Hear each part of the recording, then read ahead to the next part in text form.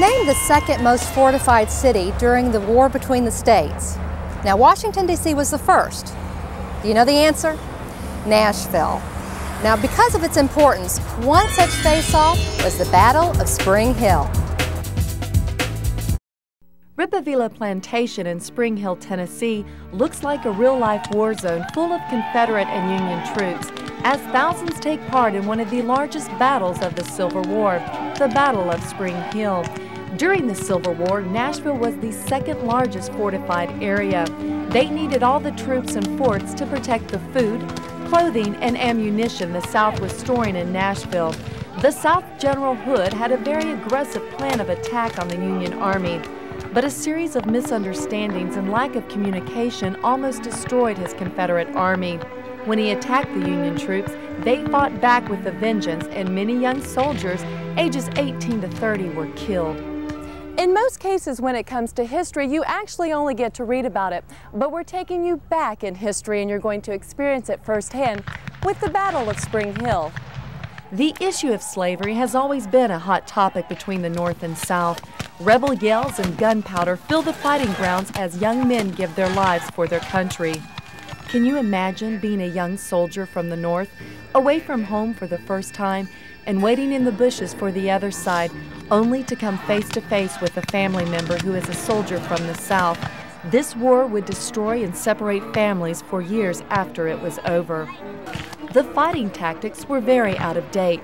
The war introduced the musket, which had a farther range and a more accurate of a hit. Unfortunately, most of the commanders and generals were old and still used out-of-date war maneuvers. Instead of using a sneak attack, they would simply line the soldiers up side by side and two deep and march straight towards the enemy lines. The young men were mowed down by the powerful and accurate muskets. Remember, there were no tanks, automatic weapons, or walkie-talkies to communicate with. These men had only their guns and cannons.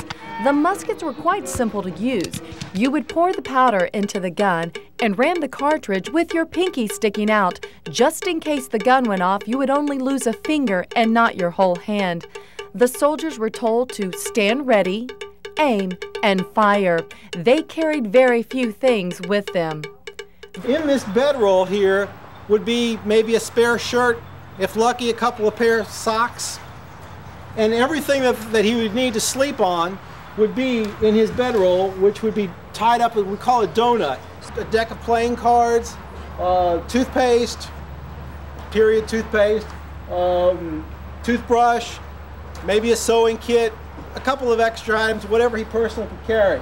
And because he really couldn't carry a whole lot with him, so they had to carry light. Their shoes are called Rogaines and were very lightweight and the most comfortable shoes of the time. There wasn't a right or a left shoe. Many soldiers would hike and march up to 40 miles a day in a pair of Rogaines. This massive reenactment of the Civil War brought together thousands of reenactors.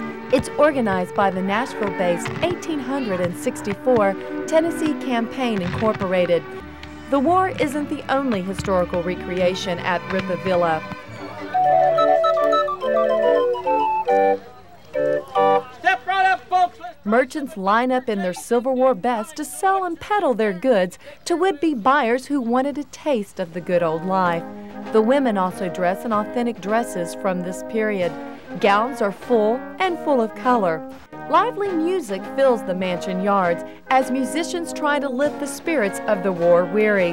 With interest and events like this, history will never die, but continue to live in the eyes of the present. You can get all the fascinating stories of Tennessee treasures in a magazine. With colorful pages and unique photos, you'll experience the treasures of the state in print. Packed with trivia and extra information, you'll discover the little-known facts about Tennessee's history, arts, entertainment, sports, general trivia, and geography.